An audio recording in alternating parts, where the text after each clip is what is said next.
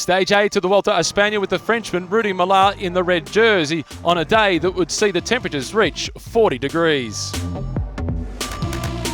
Almadén, the destination for Stage 8, 195 kilometres, just the one Category 3 climb early, but the tricky part of the stage coming in the final kilometre with two very tight corners on an uphill approach to the line. Breakaway group of three attacking right at the beginning of the stage. Thiago Machado, the best placed in the general classification, almost 22 minutes behind the race leader, giving Rudy Millar and his Groupama FDJ teammates the opportunity to sit behind the teams of the sprinters doing the chasing.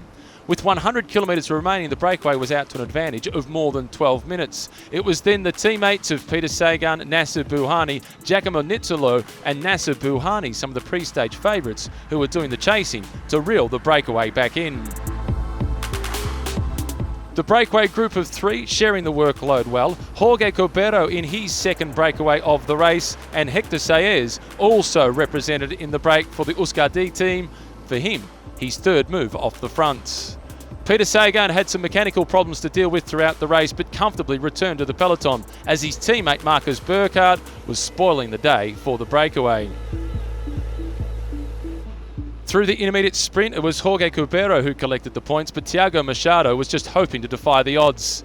The Portuguese rider from Katusha Alpecin was the last to be caught. Eventually he was reeled back in inside the final 6 kilometres, and then the sprint was on for positions. As they headed into the final corner, it was Rafael Maica who led them around the right-hand turn. The sprint was opened up by Garcia Cortina. He went a little bit too early. Sagan was waiting. The world champion opened up, but hiding in amongst them, the green jersey, Alejandro Valverde.